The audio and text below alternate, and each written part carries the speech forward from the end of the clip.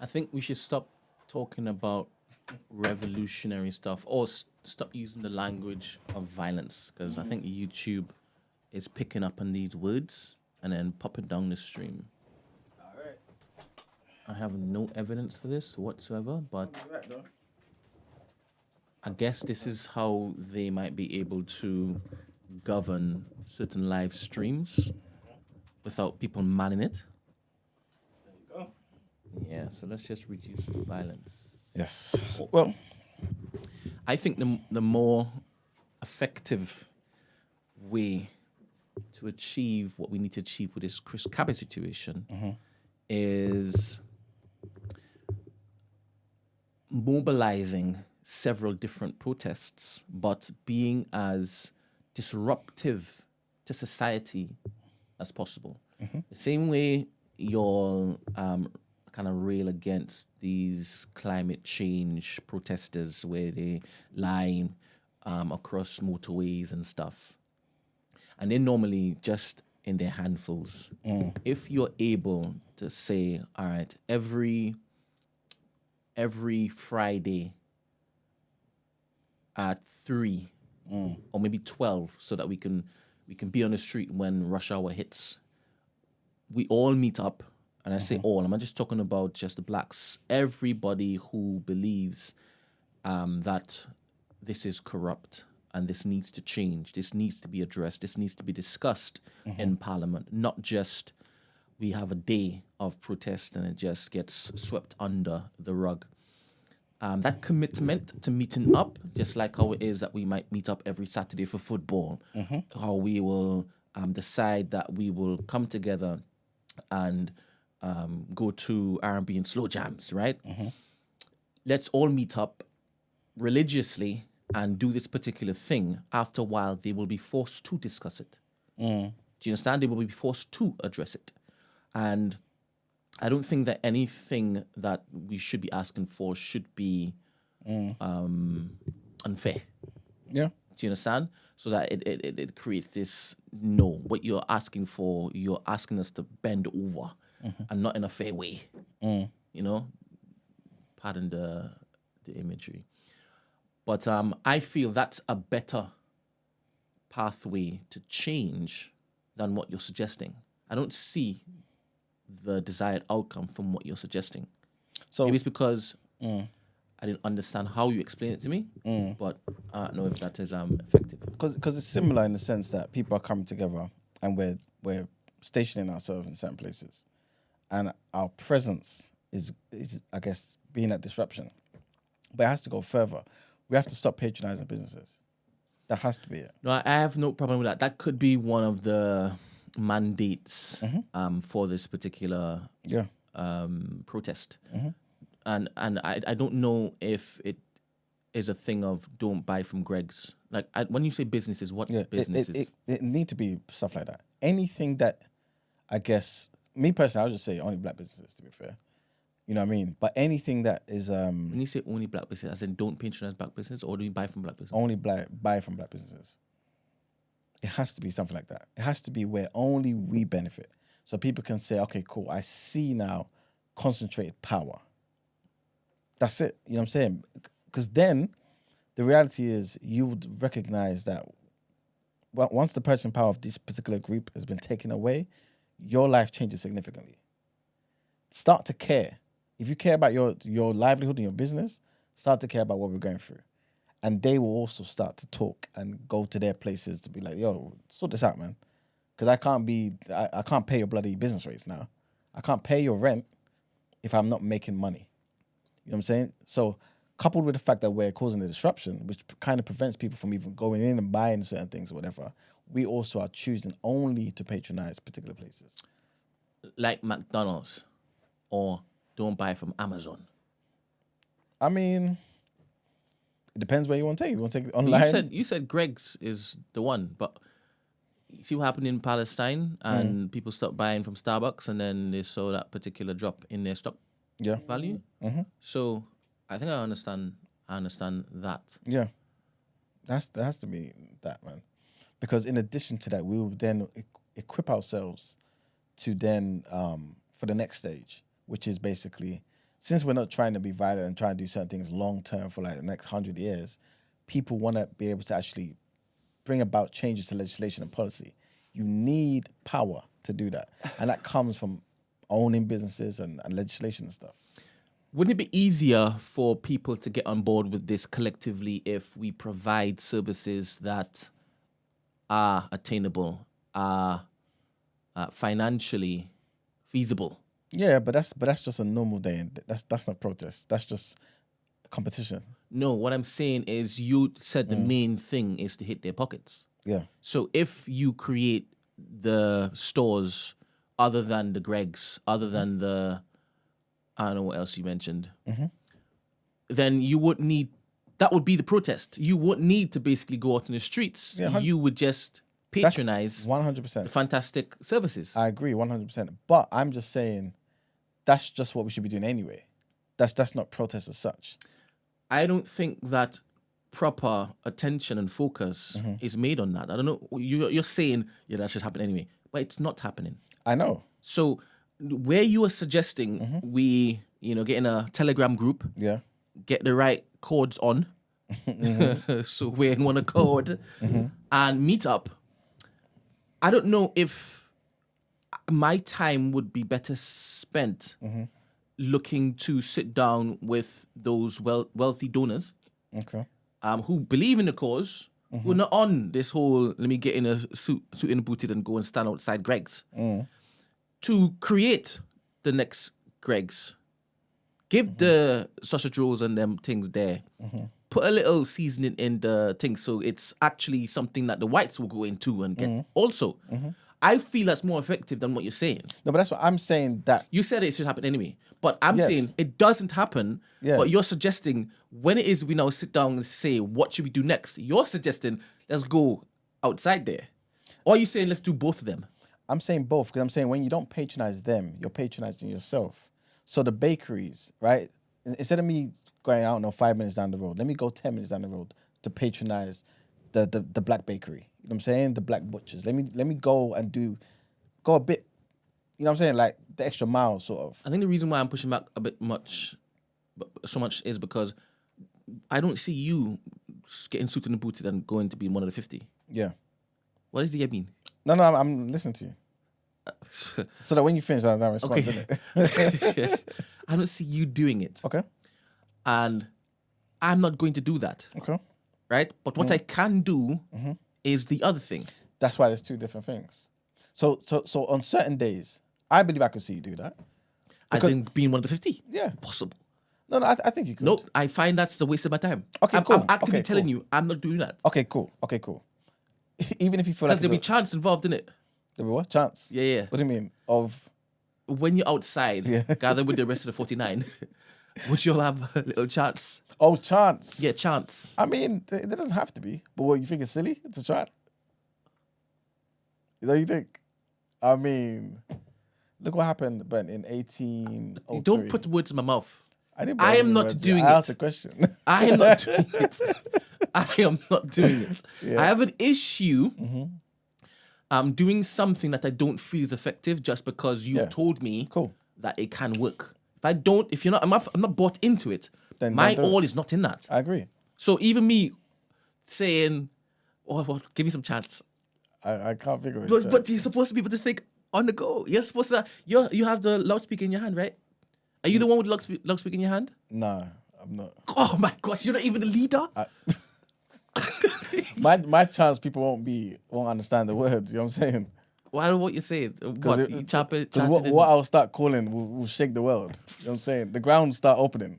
I see. It's easy for you to basically just veer into giggly. You know, it distract from me asking you if you are going to be holding that particular loudspeaker. No, I would hold it, but I won't necessarily. But again, I'm not in that mode right now. Thinking, you know what I'm saying? You're basically asking me to freestyle. You know what I'm saying? Like, so it's different for me. But in that serious mode, of course I would. It's not a problem. I don't look down on people who protest. Of course not. I don't look down on people who actively get up and go out believing that this might cause change. Sometimes they don't even do it because they think it might cause change. They just do it because they refuse to just sit idly and have life happen to them Yeah. or happen on them. Do you understand? So I rate them. I remember you all asking me this flipping question about the whole what happens if it is these racists come around your area? Would you go to town center to meet them? I'm saying no, I wouldn't. And you all laughed at me, right? Because apparently I'm not on stuff. No. But I don't see myself doing things like that because I'm actively choosing to place my life in danger for something that I know there are other people, these gangbangers who are on the street all the time, right? These are the people who should be actively going out to do that. But what if you heard that they were? And I should go and join them, you mean? No, I'm just asking because you're just basically saying I won't do it. It sounds like you're saying I won't do it because the guys that should be doing it are chilling as well. But I'm saying, what if they're not chilling? What did you say? You basically said, right? It sounded like you're saying I'm not going to go out there and risk my life when the people who are equipped for that and should be doing that, right, are not doing it. No, I'm saying I'm expecting them to go do it. Yeah. So there'll be enough numbers. Okay. And enough numbers of people who don't really value their life too tough. Do you understand? They're on that anyway. You understand? Do you understand? Yeah. I have responsibilities over here. It's like negligent of me to basically go I get you. and place myself there. There's I mean, various that's ways. the same way Marx was there saying, no, a commander needs to basically point. Yeah, exactly. Yeah. Because who's going to strategize, right? I get it. But I don't... There's various ways to fight a war, right? So, and everyone has a role to play in different ways, isn't it? So, obviously, yeah, it is what it is. But what I'm trying to say, though, is the only thing I was saying about your suggestion is that should be happening anyway. And I know you're saying, but it's not happening. But that should be happening. I don't see that as a response to, I don't know, a violent act happening. That, you know what I'm saying? Like, that to me is what we should be doing every day. So every time we bring somebody on the show and we're like, look, go to this event or this person's got a business, and that's what we're kind of doing. No, but I'm saying use that time that you're going to basically meet outside Greg's to go and lobby the people, lobby the donors. Yeah, but that's what I'm saying. That it all happens together. It all happens together. No, I hear what you're saying. In an ideal world, you know you're sat there and you know it doesn't happen. No, that's what I'm saying. I'm saying that's part of the plan. So I'm saying people are stationed in places, disrupting the place. But people are also saying, cool, I'm not going to buy here. We're going to patronize black businesses. What will happen is you start to see holes in things that we don't have. And people who, the entrepreneurs, those who vote for a particular party that will lower corporation tax so you can have more money in your pockets to start businesses, those people will come together and say, okay, cool, we actually need an equivalent of a Primark. How can we do this? Well, there's an abandoned place over there we can rebuild, we can put money here, we can go to the donors like you're saying. Because there's rich people within our community. You know what I'm saying? So those things will start to occur because you start to realize, wait a minute, it's hard for me to really boycott Tesco because I do need my baby milk from there. I do need my Pampers from there. And so you start to see the holes that we need filling. And once we sort these things out, then we're good to go, man. It takes time, but certain things have to occur. You know Question. Let's say we go to Costco. Are we boycotting Costco too? The wholesalers? I don't know. It depends, isn't it? It depends on what we decide. But maybe not, because a lot of our black businesses go to Costco's, go to This is what I'm saying. So and then places, yeah. Are we just? It's more so the everyday retailer, the everyday high street store, for example. Those that if they don't have enough money to you know what I mean, their margins are not met, they're done at it. All right, I think I've spent enough time basically like going back and forth with this, right? So Nat Turner, Yes, Revolution.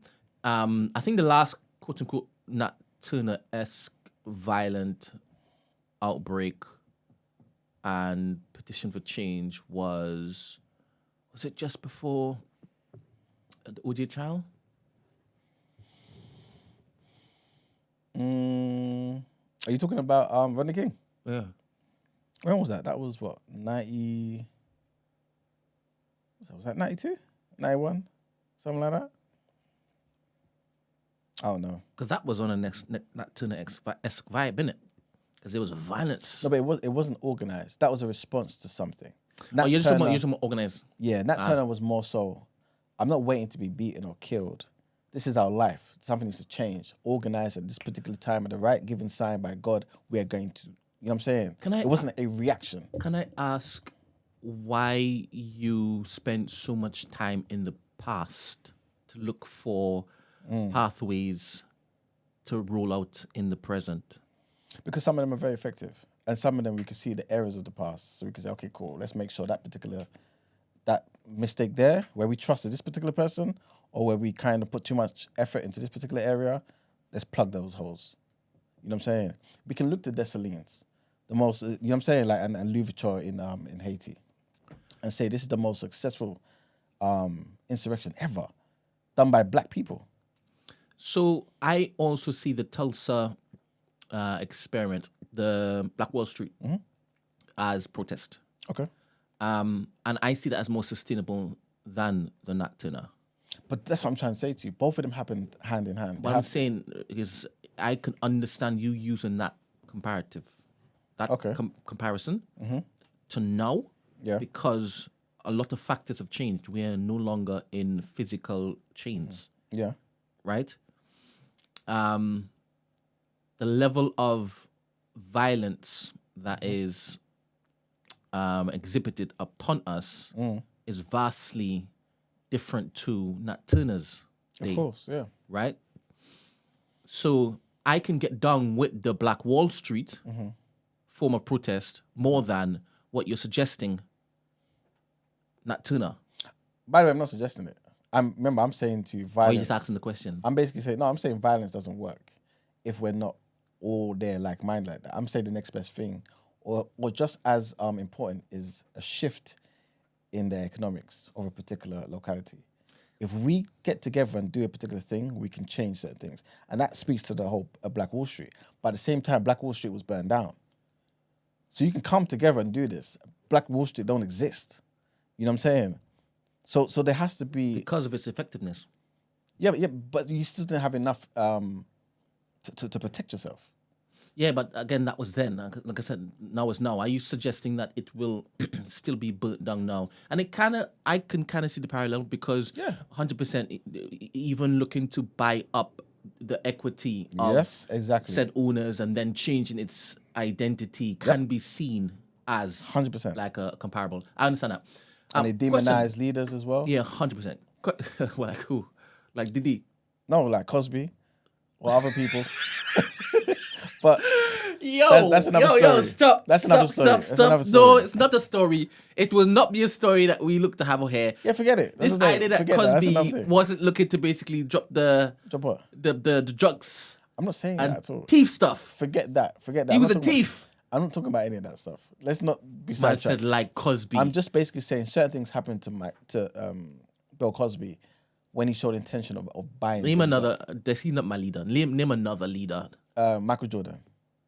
When he wanted to do something, his dad was gone. You know what I'm saying? Wait. Bill Cosby's son was killed. Wait. Sorry, I'm not aware of this. I haven't gone down many rabbit holes. But is Michael Jordan another spoke of the establishment as opposed to a black leader? Yeah, he's part of it because he showed countless times. Many people say he showed countless times to not care about the black people. So why are you mentioning him? Only because he. The idea is that he wanted to do something. So I don't know if, like, whatever that something is, it would have changed, I guess, the fabric of that day. And so, his dad, Bill Cosby, same thing. Prior to this other stuff. It's a little bonkers how you always look to draw for Michael Jackson. People. I will still continue. How you look to draw for because his entire life he's basically lent towards white people. So I don't understand. Not his entire life, but the majority of his life. So I don't know why you keep going for these people. Why is it these people you go for? What, the people that want to? What do you mean? The ones that are just mad in. I want because to love white people. The white man mars them for us to make us look at them and say these people are animals. You're bonkers. Michael Jackson, Brent. This is crazy. Michael Jackson's innocent, man. Forget about that particular argument. Did he spend a lot of his life looking to basically do well for black people? Michael Jackson, yes. Wait, what the hell? Yes. Didn't he literally just engulf whiteness? He loved the white gaze. Everything that he did was to please the white man. No, that's not true. He didn't. Just I'm do asking everything. questions. Yeah, I I'm saying don't to you, know it's not much true. about Mike Jackson's life, apparently. Apparently. But I swore in my understanding of his life, Yeah. he really loved the white gays as opposed to the black gays. Listen to They Don't Really Care About Us. I actually listen to the tunes. Yes. All right, okay. Look at what Not he his did. actions. His actions in terms of Did he have black babies? Did he promote the black family? I mean, today. Well, you always talk about this, man. No, that's what I'm trying to say to you. But remember, today you only need one black parent to have a black baby, innit? So Michael Jackson was black. Yo, this is crazy. Yeah. What you're doing is crazy. But that's the rule nowadays. You're crazy. You're sat there. You're being Christy, crazy. Christy, am I lying? This is bonkers, bro. What? Christy, am I lying? Wow. But- We. Obviously, all that aside, right? Michael Jackson did buy up what do you call it? The whole catalog of the Beatles. You know what I'm saying? He was about ownership. And that would have changed a lot of stuff. And I think that's one of the biggest reasons why he was killed. Were there bare black boys that he invited to come and stay in his mansion? Or was it just whites? No, this is mixed. Oh, it's different. Yeah. He had loads of people, Brent. This I is know like- he had an amusement park, but after hours. You mean those who stayed till the next day? Who wanted to use Slept that? over? Yeah, because it was a weekend of enjoyment. You know what I'm saying? You come on Saturday. You're crazy, bro. This guy, man. You're You can't so look at it that way, Brent, man. No, I'm just talking about Yeah. all the people who were accusing him. Oh, yeah. Were they black? No, those are only white people. That's what I'm saying. Why do you think? Because he gave them extra access. No, because they lied. Have you seen the No, interview? I'm not. I'm Wait, not talking about whether they lied or not. That's not what I'm saying. Okay, cool. The access to the rest of the rooms yeah, in his. no, but Brent, I'm also after everybody went home, after the fete was done, right? All of the people who were manning the rides and whatnot, they had gone home, clocked out. Who did he say could stay over for a nightcap? That's what I'm trying to say to you. It doesn't matter. It doesn't matter. I'm glad he didn't choose the blacks. No, listen to me, Brent. So yeah, No, he didn't have to even choose whites to stay. Some of them never stayed. They just lied and said they did. So I want to give you an example. You guys can check it out. I don't even want to promote this particular person. But for the sake of the argument, I will promote his, damn it. Vlad TV, right? Aaron Carter, right? He's the brother of the other Carter, the more famous Carter. But Aaron Carter was a big star in his own right. What did he say in that same interview? Google it, guys, right? He went there and he said to Vlad, he was in a damn interview, he said that his mum, the FBI came and his mum basically said to Aaron, yo, remember that time when Michael Jackson did so-and-so to you? And he was like, what? What do you mean? Yeah, you remember that time? And he said, no, stop this, mum. You know full well Michael didn't do nothing to me. Stop lying. Don't make stuff up. Michael didn't do nothing to me. You know what I'm saying? So she tries to jump in the bandwagon as well and get her kid to lie about Michael Jackson, just like the other parents did. Free Michael, man. I don't care about none of this stuff. All right, cool. The fact that is that you are in Like the video, agreement guys. with me that he slept in the same bed with his children Yeah. is enough for me. Yeah, that's fine. Let's move on from that because that's not even important. You keep Michael Jackson, I will not. All I'm saying, even if that was, you know what I mean, that was crazy, like don't add to it and say that he did other stuff. It's not fair, man. Don't. Yo, Not you. I'm talking about the accusers. I don't mind you putting this on me. No, I but believe it's not he you did though, that innit? It's the accusers. If not for the accusers, you wouldn't be saying what you're saying because they lied. stuff. All right. Anyway, the point of the matter is we need to own more things, man. 'Cause with ownership is more effective than asking for better representation. Yeah, you said that. Many a times. Yeah. So I think that's the main thing, innit? Yeah, And like yeah. you're saying, the whole Tulsa thing, Black Wall Street, ownership. Yeah, question. Yes. Set aside from all of that. Do you rate people who just like theorize on what should be the next step? Yeah. Why? think Why need that. do you? Because people, there needs to be ideators. Yeah, 100%. And it's just like, it's like saying to me, do you rate a teacher? Why not? A teacher, you know what I'm saying, imparts that information about a particular field. They may not be the one to do it. They may not have the skill to do it. They may be, whatever reason. But things start and everyone's got a role to play. You know what I'm saying? So I see what you've done. You've basically positioned this particular person as somebody who can stoke up or Yes. ignite that particular flame in Galvanizing. somebody Yeah, else. 100%. I'm not talking about that. Okay. I'm talking about people who just sit down and talk about what other people should be doing. Who are they talking to? Other people who like the sound of that person's voice Where does that happen? in forums. I mean, it could happen in rooms like this. So people just talking and people just like. That's why I the sound said of the this. voice. There's just theorizing, but there's But nothing how coming do from you, it. How do you ever know that that's the end? That's the end of that conversation. Do you know what I'm saying? Like, how do you know? No, but I've given you this scenario. I've actually Okay, made a cool. scenario Okay, where cool. you've known this person just talks. Okay, then what's the point then?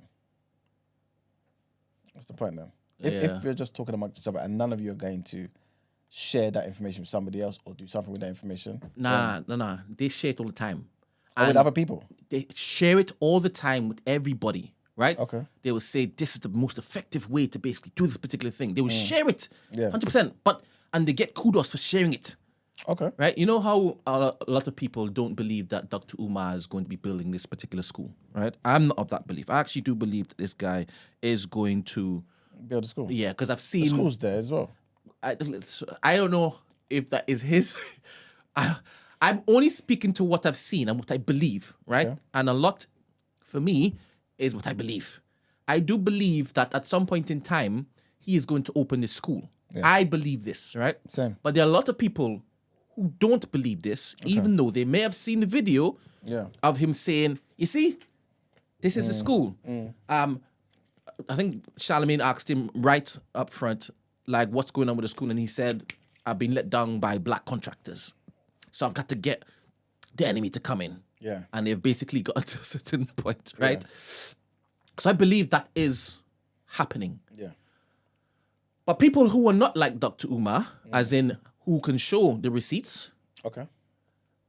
what stock do you place on them looking to tell other people what they should be doing as it pertains to helping to build up the economy, the community? It's hard to say because what are they saying it for? Do they gain something from it? Like, I have to keep it within the confines of what you asked me, innit? Where they're saying something and absolutely nothing comes from it. If that's the case, then what is the point? You know what I'm saying? So if that's what you're saying, then cool. Yeah, I hate people who just talk and then get onto other people like for doing stuff that they say, no, it's not effective, it's not effective. I hear it. All right, cool. Nat Turner, Yeah, man. rest in peace and that. Legendary. Do your research, guys. He's a legendary figure, man. He was definitely one of the people that was instrumental in bringing slavery in the Americas to an end, man. Do you have other leaders you look up to that are from Yoruba land? Yeah, of course. Yeah. What happened? Educate me. Oh man. And what have they done? And is it just for Yoruba land? Yeah, that's what you're asking about. As in people who've only done for Yoruba people, and people that you could look at Awolowo, legendary figure. He was during the time leading up to Nigeria's independence, 50s. Yeah, the 50s. He was basically the premier of the Western region, which basically is Yoruba land, isn't it? Plus a bit more. He was one of those who tried to be the president as well, prime minister in 1960. He lost to what's his name, Balewa and Nnamdi Ezekwe. So they basically formed a coalition and they kicked him out. But if you look at the progress of the Western region under Awolowo, who was an economist, this is what made him so effective. He thought long term, right? And he thought about real economic strategy. The Western region was as developed, if not more, than a lot of European countries, just the Western region. In terms of TVs, in terms of cinema, certain things that wasn't even there in France and other like known European countries. When I say known, the bigger European countries, a lot of what they had over there wasn't even present. What we had in the Western region wasn't present in parts of Europe. You know what I'm saying? He governed it like that. But obviously when independence came and it came to have somebody who would kind of rule over the entirety of the country, things changed, didn't it? And so he basically left his premiership over the Western region, and then obviously tried to become the president. And yeah, man, things changed. Things changed. Flucci says Iman might be the biggest politician of our time. Oh, sorry, best. I'm not a politician, am I? I don't know what they Big up mean by Flucci, man. I'm taking that as a compliment. Yeah, it must be. But yeah, man. Oh, look, DCF Mook says Fela Kuti, man. Legendary Yoruba Africa, man. You know what I'm saying? Pan-Africanist as well. He was a prophet as well. You know what I'm saying? Legendary guy, man. But yeah, Obafemi Awolowo, if you guys are interested. Google. Yeah, man. Legendary. But yes, let us move on, Brent, to our next set of headlines.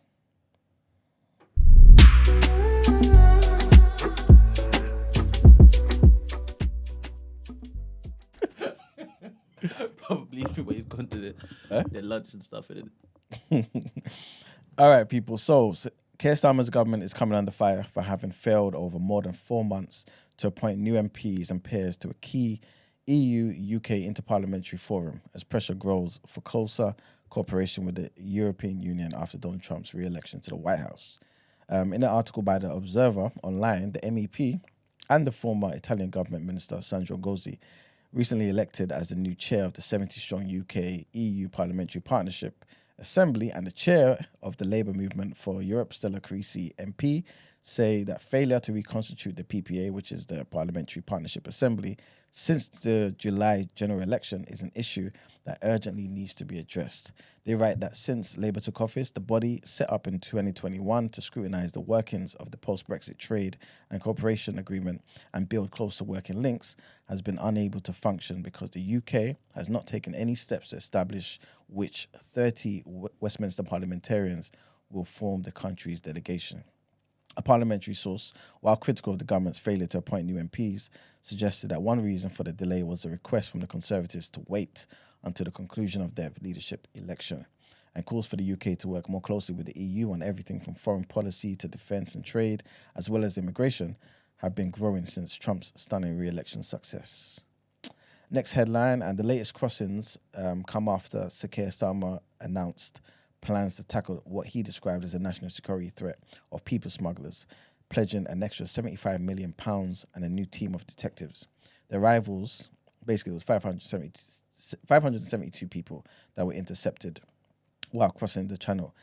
This is basically from 9 boats.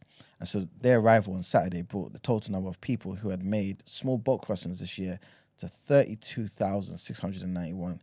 The figure is up 22% on the same time last year. There have also been more deaths in the channel, with 4 more bodies discovered off the coast of Calais on Tuesday and Wednesday, according to the French Coast Guard. Last headline, and trigger warning, and a man has been shot dead and 2 people have been injured with gunshot wounds in southeast London yesterday. Officers were called at 10:10 on Sunday morning to reports of a shooting near Wells Park Road in Sydenham. They found a man with injuries who died at the scene. A woman was also found with gunshot injuries to her legs and has been taken to hospital, and her condition is not life-threatening. A third person attended hospital with what were believed to be gunshot injuries, is what the force said, although their condition is unknown. The Met has appealed for information as it condemned the senseless act of violence. No arrests have been made, and police are trying to establish the victim's identity and also contact his family. Let me go on to the other headlines as well. Trigger warning on this one as well, guys. And the man has died after 3 people were stabbed at a market in London as well. I remember this, this happened in East Street. So the Met Police said that 3 people were attacked on Sunday morning at East Street Market off Woolworth Road in South London. A man believed to be in his 60s was arrested at the scene and taken into custody. 2 people were injured, a man and a woman. Both of them were taken to hospital for treatment, and police said that they are awaiting an update on their conditions. It's understood that the incident is mental health related, and police confirmed that it's not being treated as terrorism. Officers are not looking for anyone else in connection with the attack, but they are saying that the investigation is at an early stage. Another trigger warning, guys, and an Irish man is suspected of killing a 31-year-old US nurse during an intimate encounter at his Budapest flat before dumping her body in woodlands, it's according to the police. Hungarian police said that Mackenzie Michalski from Portland in the U.S. state of Oregon was killed after meeting a 37-year-old man at a nightclub where she was on holiday in the city. Officers identified the suspect by the initials LTM and said that he had cleaned up his rented apartment in the Hungarian capital and put Miss Michalski's body in a wardrobe and then moved it into a suitcase. He allegedly rented a car and drove 90 miles to Lake Balaton, disposing of the body in a wooded area near a village called Ziglet. Police video also showed that the suspect guided them to where he left the body. And our last headline, this is it's crazy. This is about the whole thing that happened in Equatorial Guinea with the massive sex tape leak. Apparently, people are saying it could be a ploy for power in Central Africa. So what the rest of the world sees as a sex tape scandal could in fact be the latest episode in a real-life drama over who will become Equatorial Guinea's next president. So over the past fortnight, dozens of videos, estimates range from 150 to more than 400, have been leaked of a senior civil servant having sex in his office and elsewhere with different women. It appears that some were aware that they were being filmed having sex with Baltazar Ebang, Mr. Egonga, who's also known as Bello because of his good looks. All of this is hard to verify as Equatorial Guinea is a highly restricted society where free press does not exist. But one theory is that the leaks were a way to discredit the man at the center of the storm. Mr. Egonga is the nephew of the president, Theodoro Obiang Nguema, and one of those thought to be hoping to replace him. Obiang is the world's longest serving president. He's been in power since 1979. The 82-year-old has overseen an economic boom that has turned to bust as a result of the now dwindling oil reserves. Obiang's administration is heavily criticized for its human rights record, including arbitrary killings and torture, is according to a US government report. Politics in the country is really about palace intrigue, and this is where the scandal involving Mr. Egonga fits in. So I guess we'll let you know more about that if more develops in the story. But that's it for the headlines. Let's go on to the People's Journal.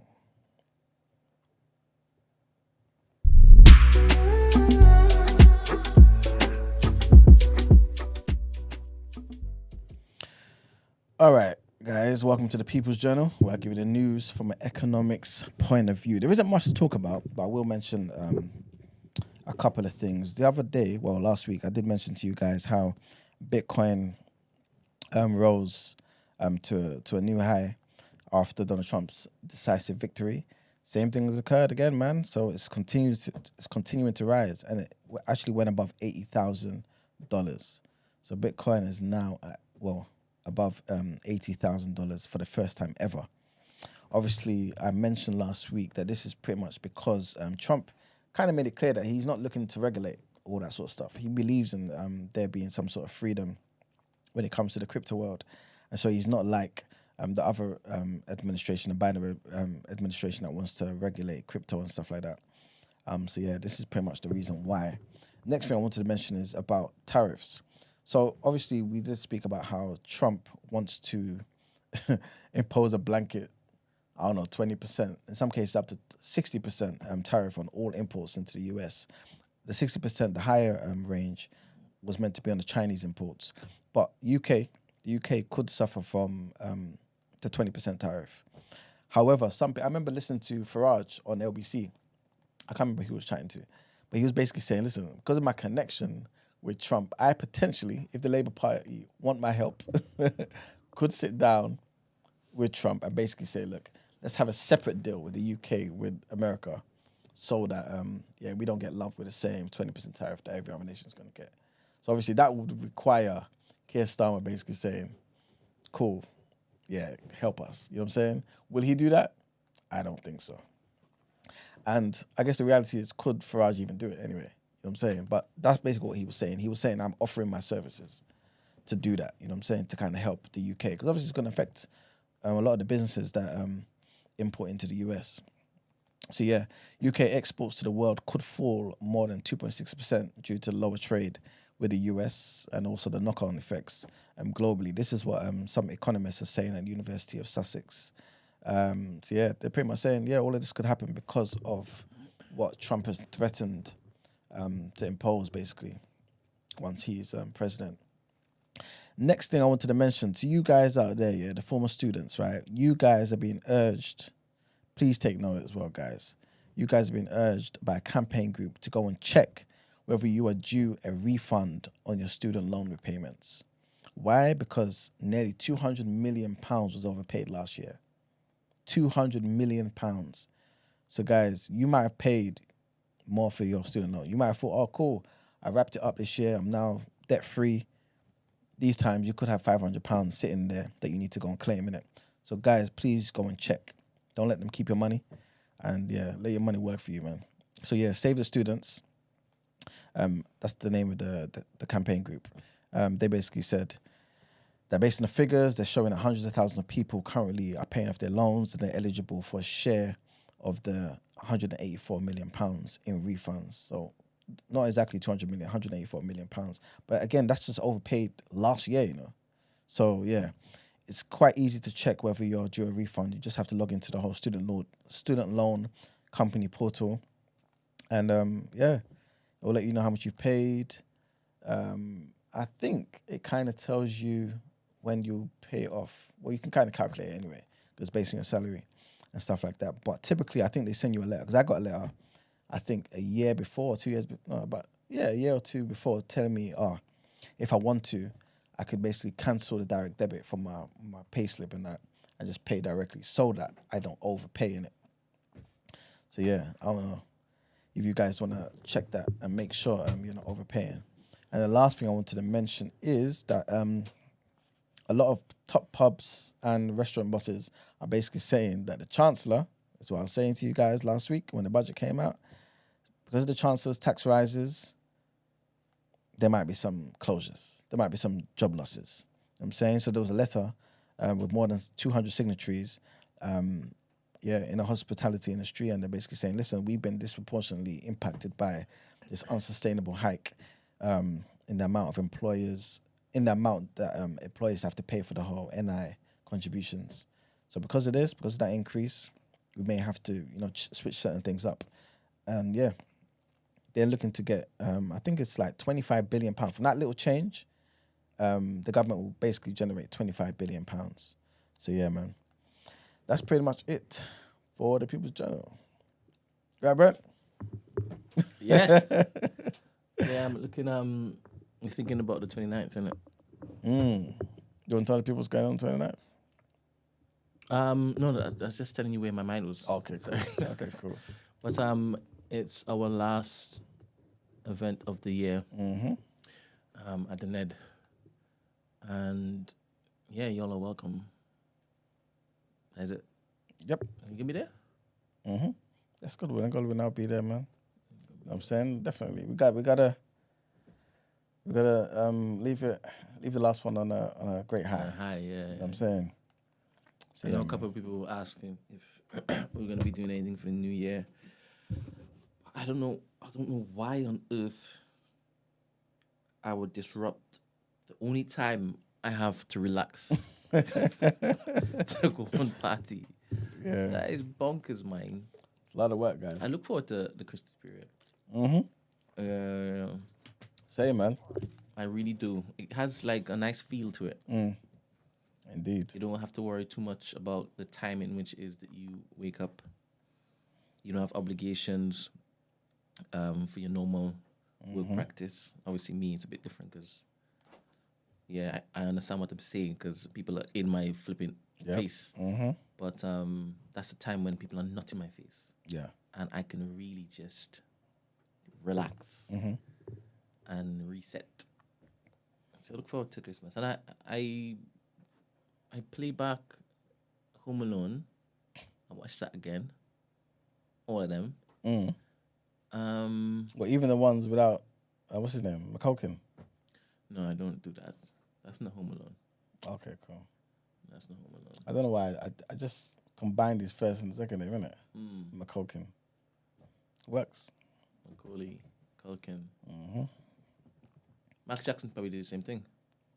Yeah, they were close. And Macaulay Culkin basically said Michael Jackson never did anything to him, and he doesn't believe Michael Jackson did anything to anybody else. Big up Macaulay Culkin. Yeah, there's a shrine in his house. But Justin Timberlake and Come on. Diddy. Yeah, that's different. Yeah? Yeah, because Diddy trying to get Did I say bail. Justin Timberlake? Yeah. That is wild. It's not Justin Timberlake. I knew who you meant. That was wild. yeah. It's crazy. Who's that I other knew guy? you meant Bieber. Yeah, Justin Bieber, man. Yeah. I feel sorry for that guy, you know. Sad, man. Absolutely. Sad. Hopefully it's fake though, and hopefully his issues are based on something else that can be fixed. You know what I mean? But if it's related to all of this stuff that people are saying about Usher and him and Diddy and him, and nah, man, he just ruined the man's life, man. It's horrible. Horrible. I hope it's fake anyway. We'll see what happens in it. But anyway, let's get into the reaction, bro. Anyway, reaction.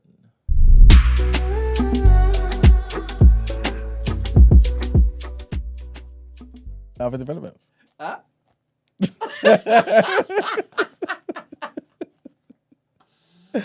All right, people. Man. Welcome to the reaction. Welcome to the reaction, man. Let me tell you some of the scores that, some of these games. Shout out Liverpool. They're killing it, man. Mm. They're killing it, man. They beat Aston Villa 2-0. What about Brighton, though? Brighton killed it as well. Beat Man City at 2-1. home 2-1. Wolverhampton Wanderers, they beat Southampton 2-0. West Ham drew at home with Everton 0-0. Crystal Palace lost at home to Fulham 2-0. Brentford beat Bournemouth 3-2. Chelsea drew with Arsenal, man. 1-1. Tottenham lost at home to Ipswich 2-1. Nottingham Forest lost at home as well to Newcastle 3-1. Newcastle seems to be on a bit of a good streak at the moment. And Man United again, another win. They beat Leicester City 3-0. 4 wins in a row. Yeah. Come on, United. So Ten Hag was holding them back. Yeah, definitely an enemy of progress. Check this, yeah. Bare people have been asking me this question. All right. Now I am in and around quite a few different Arsenal fans. Mm-hmm. Who, brother, some of them are crazy and some of them are level-headed, right? I like having conversations with all of them, right? Because your feelings are warranted. They're valid, right? I've come to know that that's the line I have to go with across all different disciplines. Your feelings are valid.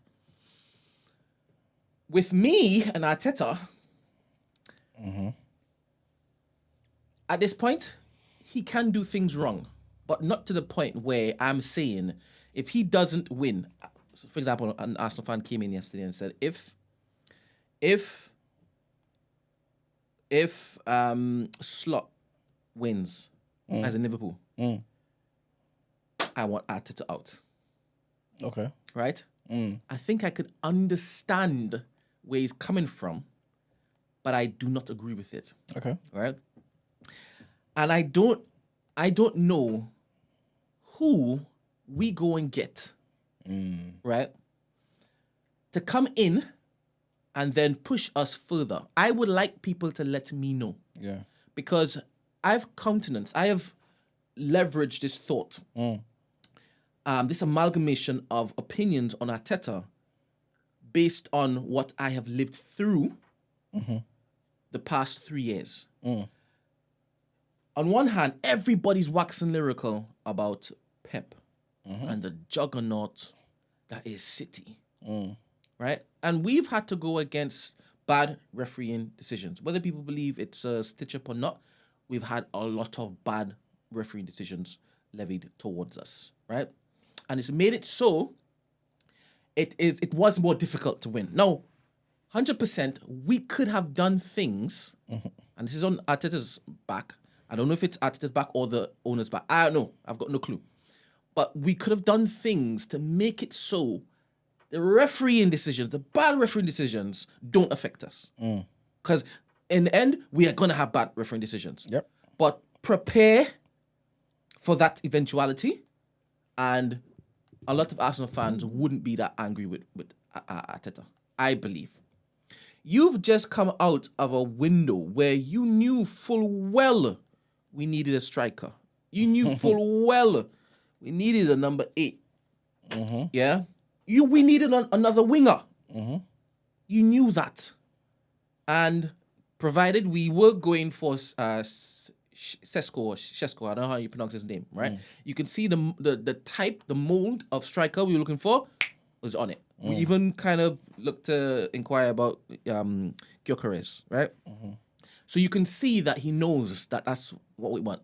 And I don't know what's happening behind the scenes. I don't know. But come flipping this season now, it's woefully evident what we're missing. The same thing we asked for. We needed coming out of that particular transfer window.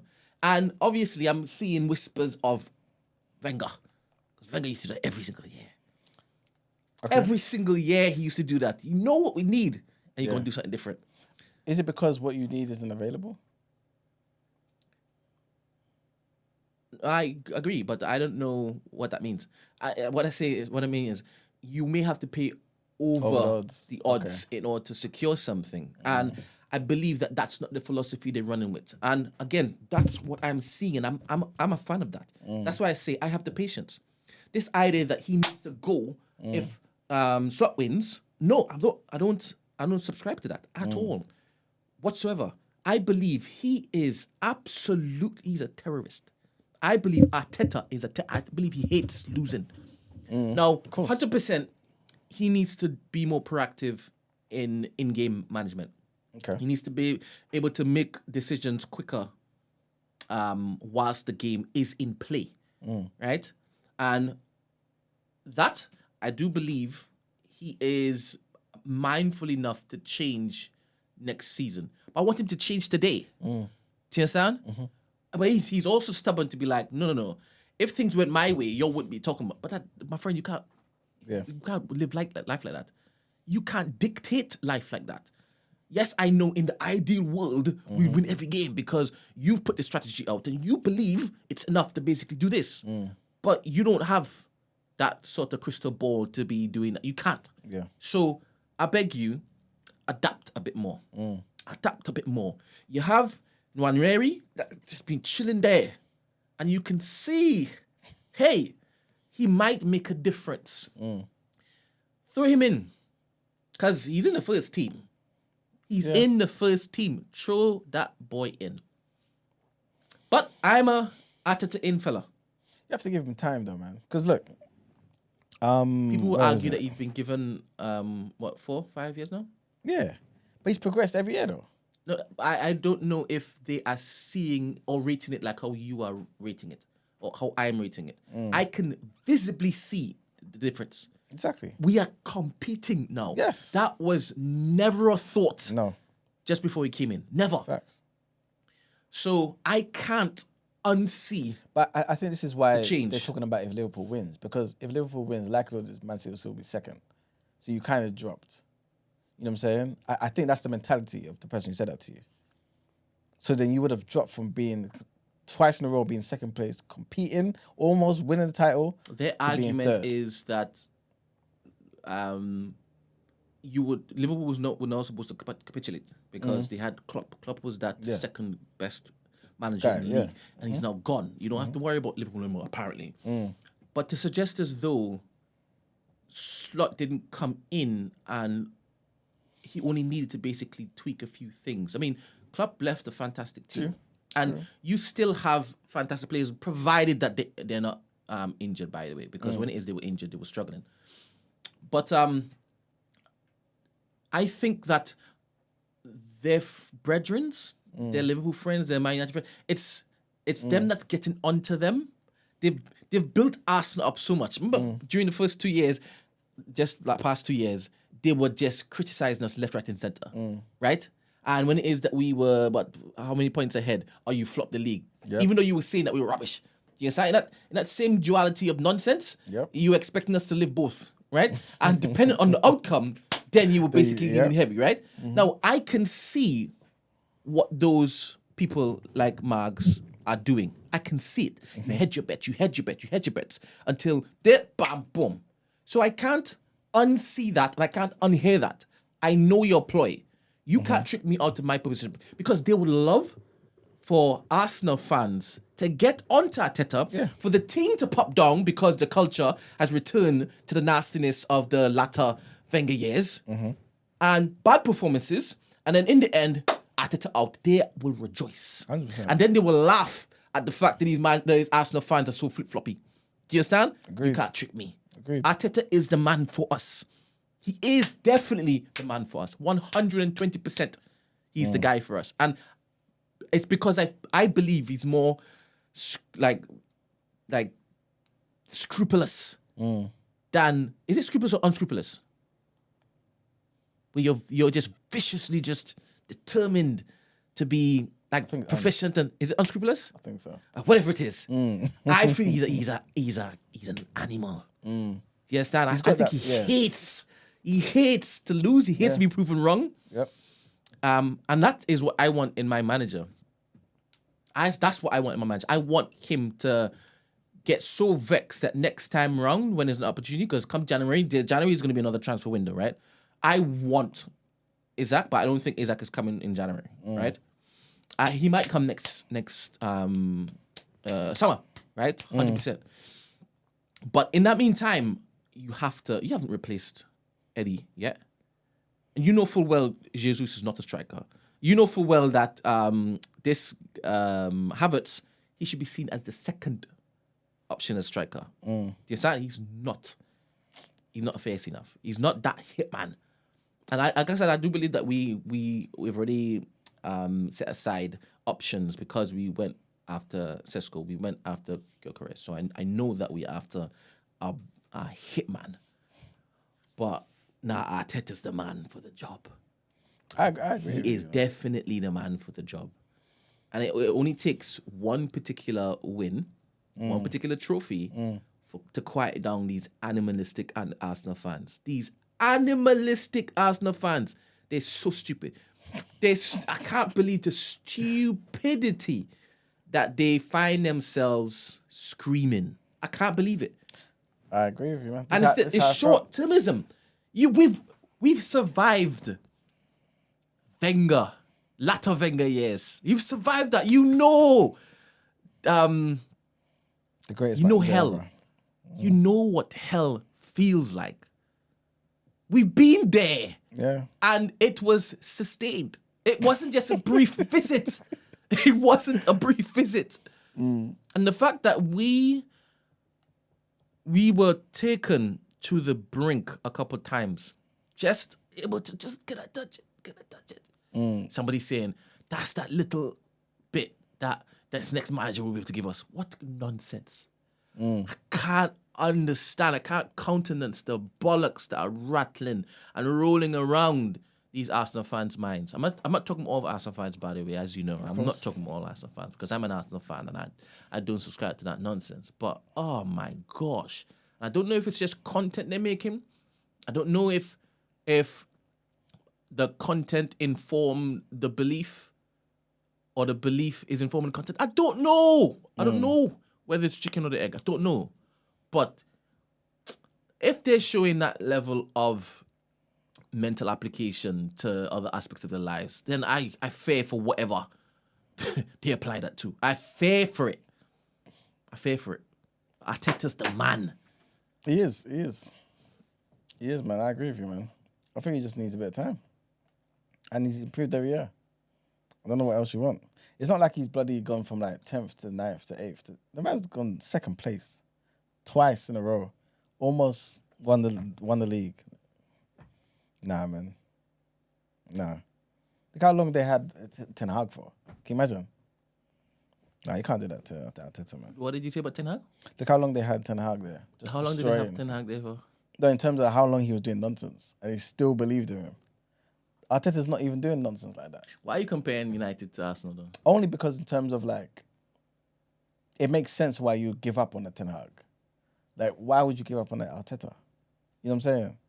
That's basically what I'm saying. Yeah, I think that United fans should want better because their legacy... That's what I'm saying. It makes sense. They would say it's richer than Arsenal's. Yeah. They have tasted success and trophies much more recent than Arsenal fans. So they will and some would argue, are still the biggest club in the world. Yeah. You can't suffer Ten Hag. So the ones that were basically making excuses like Marks for Ten Hag was blowing my mind. Because that shows you how far they had fallen. And again, I'm not talking about all Man United fans. I'm talking about people like Marks. And I do believe that he was just making the argument because you can't sit opposite me and talk to me like this. He's probably thinking, don't talk to me like this. Don't care. But you're not going to trick me out of my position. I'm not going to fumble this golden goose egg in my hand, which is Arteta. Impossible. You go to some other Arsenal fan. Not me. Not me. And the thing is, they are so loud. The rubbish talkers are so loud on social media. And it affects the atmosphere in and outside of the club. Do you understand? Which then leads to things that might pop down. Because players see social media. 100%. They see the viral clips. Do you understand? So that is how something like that can actually affect this. You know? I just shake my head in disgust. In disgust. And this is what he has to basically battle with. This is what Arteta has to wake up every single day and battle with. Now you might see a clip and you're like, oh, they don't deserve me. They don't, and that's why you have to separate yourself. This is not even your club. This is not your club. This is my club. These are my boys. These are my boys. That's true. And I'm not suggesting that you shouldn't be critical of gameplay and game states and decisions by the manager. 100%. You position yourself in his position. You should receive some sort of reviews. But this nonsense of, if he doesn't win something this year, he's out. How is it a case where Arsenal is just now entitled to the title when we're in an era of Man City? Like, what bollocks is that? What level of entitlement is that? Man, that's crazy. In any other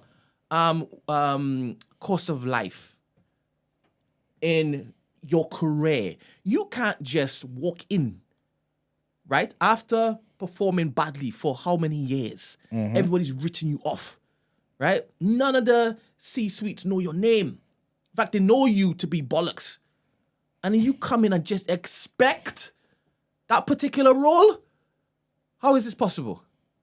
Especially when you have a optimally a performing person, busting records every single year for the company.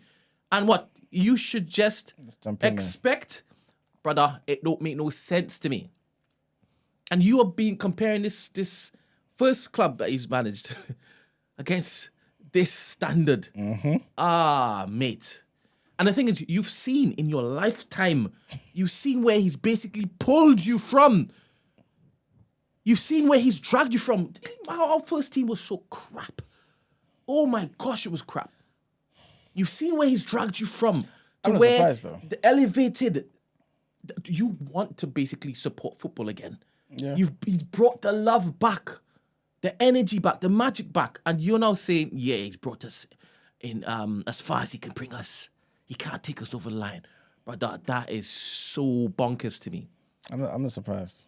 I'm not surprised. I know, obviously, you was part of the Wenger out crew, innit? Right, and you already know I love Arsene Wenger. I never opened my mouth and said Wenger out. What? I told you it's time for him to leave. Same thing, man. Wait. Wenger out is like saying to take care. I told you, he lost the dressing room. He lost the people. And the thing is, he would come and it's like he was delusional at one point. Like everybody else. And I don't like the stubbornness. It's the stubbornness that I wanted him to be able to leave with some dignity. Yeah. And what he was doing was damaging it even further. Do you understand? It was damaging it further. I didn't like that. I never came out and said Wenger out. Ever. But I said, my friend, I don't like watching games anymore. Yeah. I told him I'm still there, in my head, I don't like watching games anymore. Yeah. So 100%, it was time for him to basically move on. I kind of wanted him to kind of take up a position in the club. In the club, yeah. because it was a younger man's game. Yeah. A mindset, not necessarily age-wise. The mindset. Yeah. Things need to change. The world was changing around him, and he refused to basically move with the change. times, Do you understand? And when that happens, my friend, you're an enemy to yourself. You're an enemy to yourself. And I wanted his legacy to remain. So 100%. Continue finishing your sentence. I was a Wenger out guy. Go on. I can't remember what I was going to say. I think I was basically just saying it's a similar sort of mindset with when people are trying to get Wenger out. You know what I mean? Like, to me, I just thought he's the greatest manager the Premiership has ever had. You know what I'm saying? In your honest opinion. 100%. He changed everything in the Premier League. Everything. You know what I mean? So, yeah, we can get into that debate. I know people are thinking, wait a minute, what happened to Ferguson and that? You know, they're just biased in that. But Arsene Wenger, in terms of his philosophy and what he achieved with what he had, you know what I'm saying? Like, he created man out of dust. You know what I'm saying? Like, Ferguson, to me, put clothes on man. You know what I'm saying? But there was nothing prior to Arsene Wenger. He's that guy. You know what I'm saying? That's how I see it. Absolutely sip that Kool-Aid, bro. Arsene Wenger's the greatest, man. But anyway, we need to move on, man. There were some sick fights on the weekend. Oh my goodness. So a lot of let's start with the worst of the four, right? And this is about Ennis Boots, right? Jared Ennis Boots. Jared Boots Ennis. My goodness. Anyway, him, yeah. He's probably the best welterweight in the world. Probably needs to move up to 154. Wants to. Looking at fights at 154. I think personally he should just at least unify 147 and then call it a day. But he had a fight with a guy called Sugar Jan, right? And he had fought him before, like 18 months ago, 2 years ago. And it was literally, he beat that guy, won every single round. But he had to fight this fight in the, was it even, let's just call it a rematch. But he had to do that because Sugar Jan was a mandatory with the IBF. So if you're IBF mandatory, they'll take the belt from you, innit? Like if you don't fight your mandatories. Anyway, so he's fought him again. And this fight was much closer. But if you saw the way in which Boots beat him, it made you question, or at least it made people question how good Boots really was. Because Jukajan came to win that fight, and Boots struggled. He won the fight. It was clear that he won the fight. But it was tough. It was a long night for him.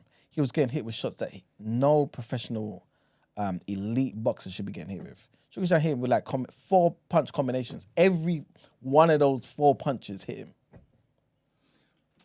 It's insane. Like, a bigger boxer is knocking you out. You can't do that against the Virgil Ortiz. You can't do that against those guys at 154. That's what you're going to be for the network. You're going to be a boxing commentator. Do you have what it takes? Like Shannon Sharp, not Shannon Sharp. Who's that boxing commentator that is explosive? It's probably not even boxing commentator. It's probably just basketball. Stephen. Oh, Stephen A? Yeah. Can you do Stephen A lines? I don't know, man. Because we need you. I don't know if it is. We need you to just get judged up a bit. You need to be more content ready. Because to be fair, I was thinking about you got the stats down in it. I was thinking about it. You got the passion and stuff, but you need a but the time, like an accent. We've got a lot of other shows to produce. No. I don't know if it is that you be on the other shows that. Yeah, I know. But and you need your time in the sun. Just TDA is there, man. I can. Wait. Stop. We never discussed this. All right, wait. Exactly. Are you gonna be on? Because that's in the morning. I know. And it's supposed to be just an hour and a half. It's not supposed to be no 3 hours. So I can do an hour and a half, right? Wait a minute. From 8 to 9:30. It's supposed to be an hour and a half. That was the original plan. You've reduced it every year. So when was it? 2?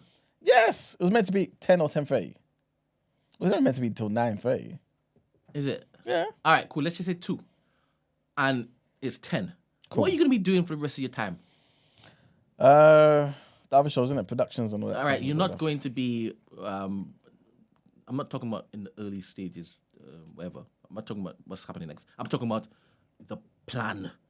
Right? Everything's funded and everything. There's no way you're going to be producing all of... It's not happening. We're getting in other producers. Yeah, but you know how I am with certain things, innit? As much as we'll get other people in, bro. What you're suggesting isn't even wise to me as a No. bloody co-founder. No, what you're suggesting not even wise. No, I a get what single you're point of saying. failure. No, Impossible. no, Impossible. I get what you're saying. I'm just talking about in conjunction with other people. Anyway, this is not a topic for. No, I'm just You know what I seeing mean? you, and you cook each time boxing comes on. I like boxing, and man. you know your stuff. I'm alright. I don't even know. Do you need a gimmick? What do you need to give me for? Precisely. I mean, you don't have a gimmick on TDA yet. You're the most loved and hated, right? Definitely the most hated. Definitely the most hated. I reckon I'm up there. You know? As hated? 100%. Nah, no chance. 100%. If I only 109 watch it Tomorrow we ask people. Yeah. When there are more there, Yeah. I can guarantee you my name will be up there. Nah. 100%. If I don't talk, like for the next 6 months, I might lower those numbers. I might lower those numbers. When I get into my conspiracy bag, right? The thing is, I keep telling people, I'm not a conspiracy nut. I'm actually not. I'm actually not. I could actually show you the receipts as to why it is I'm here. I can show you why this makes sense and why it should make sense. It's just because you don't have access to the information I have access to. Yes, I'm just trying to bring it to the world. But never mind. I'll be vindicated at one point in time. I do believe there is a day and a time when everyone's going to be like, all right. At some point. But I am definitely up there. Let's just, before you continue with the boxing, Yeah. because I do feel you have a great talent when it comes to detailing what happened, right? Sometimes I feel like I'm there, yes, Sam? And I don't know if you need a gimmick, but I do believe you will do well content-wise because you will have the stats, you'll have the passion, and I do believe you will go back and forth with somebody if it is that they do chat a little rubbish when it comes to the boxing arena, right? And that is the ingredients you need to be a great a presenter or host on one of these channels. I wouldn't mind. This is it. And I know that you would be presentable each time you came on air. True indeed. You know, and To be fair, I thought about it, I thought about it before.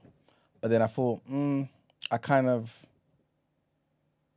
There's other things that I think is a bit more... I don't want to say important to me, but more that I want to talk about. You know what I mean? But I guess I could do it all. Be absolutely multifaceted. Yeah, what the hell? that's true. Definitely. Especially seeing as it's a week of programming. True indeed. And if TDA is what you say you're going to be doing and wanted, you have a lot of time after that. That and is true. The boxing thing isn't going to be every single day. Impossible because that's not what's happening every single day. So 100% you can make it happen. Definitely. All right. And I think the people will enjoy you being a content creator.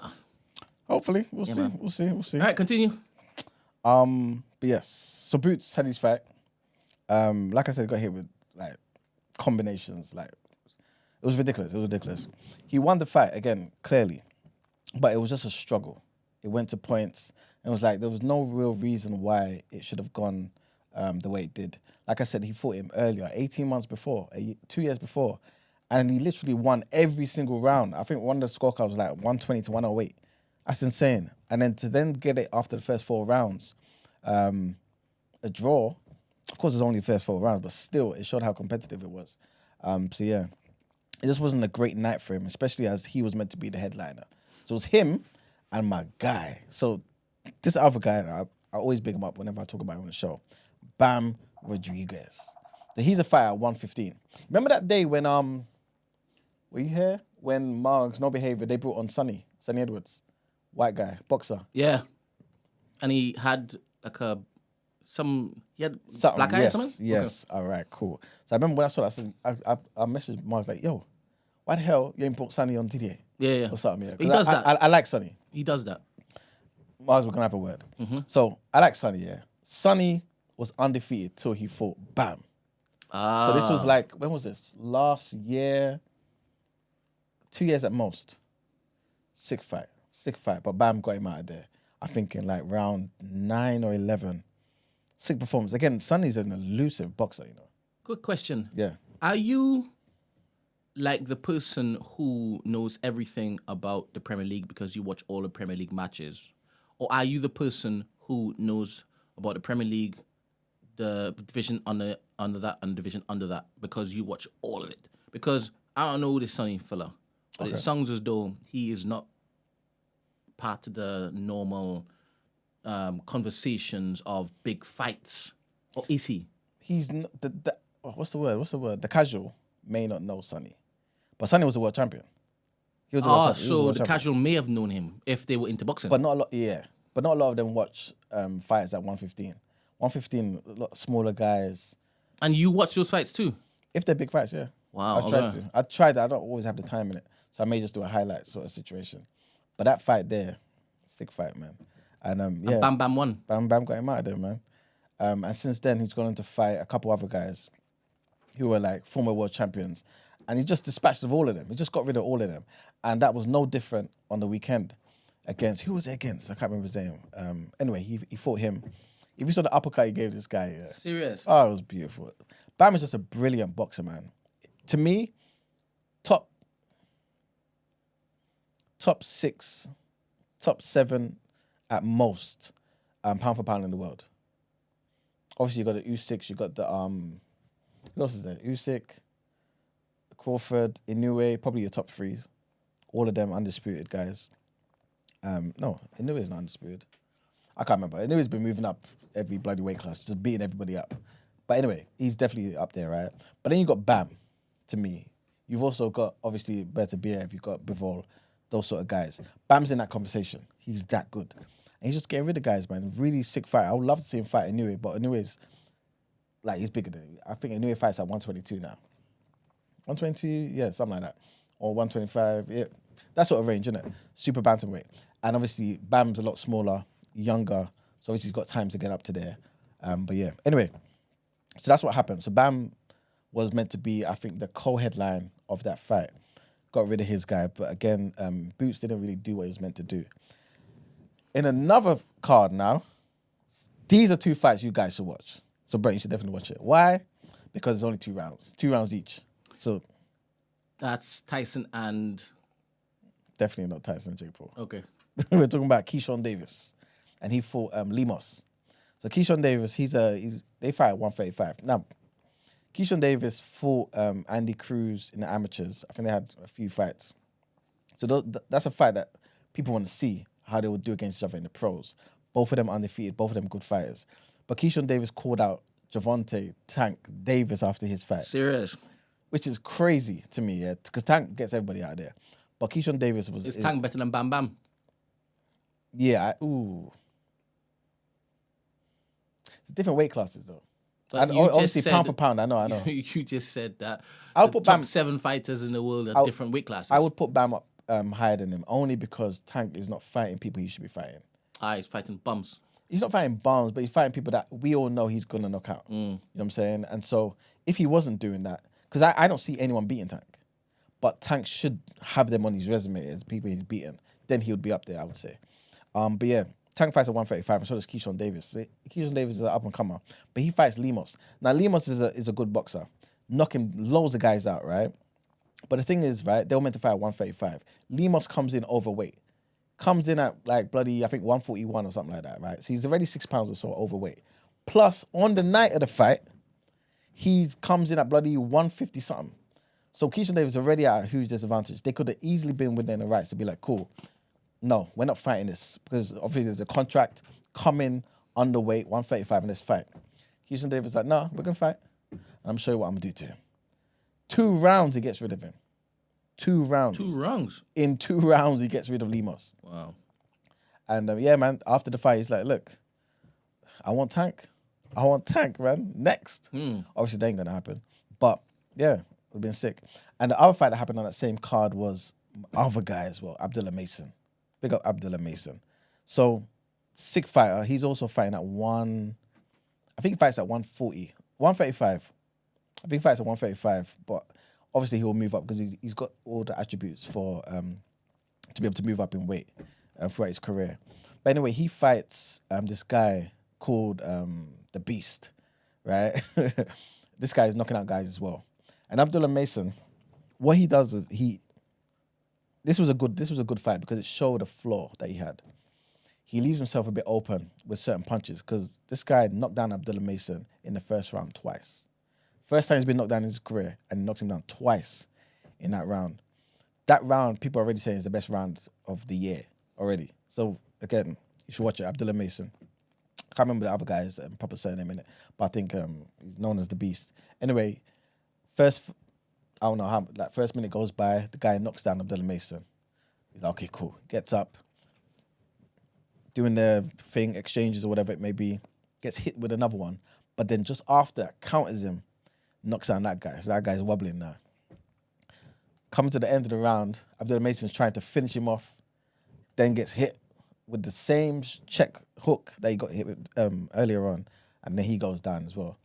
Then obviously the second round, Abdullah Mason basically stops messing around, gets rid of him. But yeah, it was a sick fight, man. Sick fight, long story short. So that fight with Abdullah Mason is definitely one of the best prospects at the moment.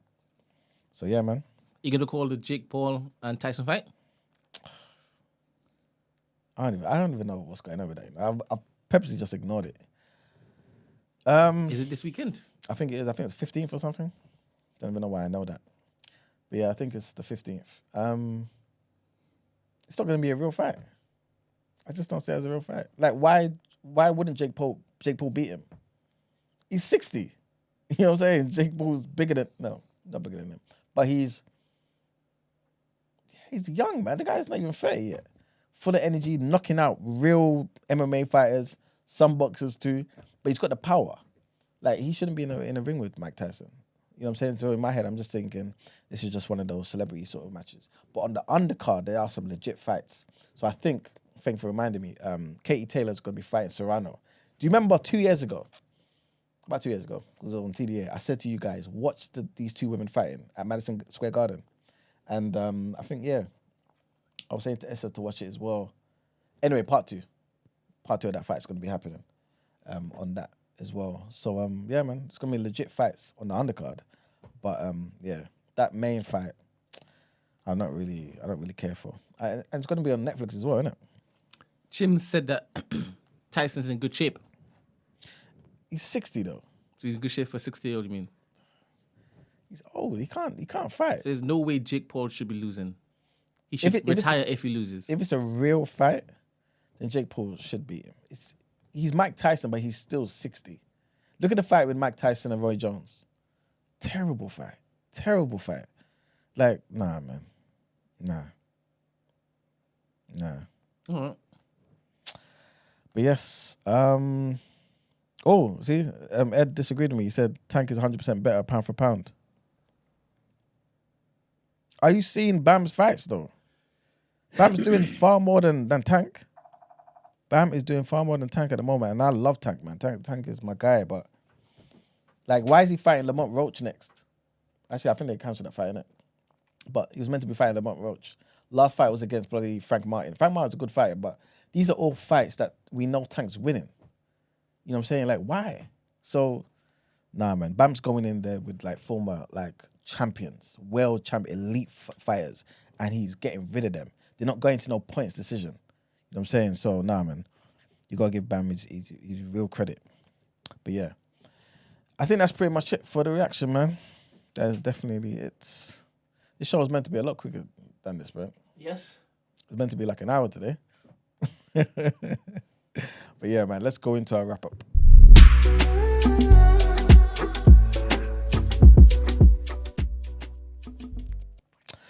All right, people. So today was a good show, man. Today we spoke about Trump and Netanyahu apparently seeing eye to eye, especially on the issue of Iran. We spoke about Russia and Ukraine launching their biggest drone attacks against each other, especially since President-elect is now looking to get involved. You know, as he promised the world that he will end that particular war in a day. We spoke about Keir Starmer looking to attend Armistice Day commemorations in France. He's actually going to be the first UK leader to do so since Winston Churchill. For topic of the day, we spoke about the legendary Nat Turner, who passed away in 1831 today. You know what I'm saying? Big up the legendary Nat Turner. Because of him, you know what I mean? Part of his contribution was that slavery ended, man. So don't listen to them when they tell you that the UK did it or the Americans did it out of their benevolent, wonderful hearts. None of that foolishness was the case. It was because of black people like him that put their life on the line.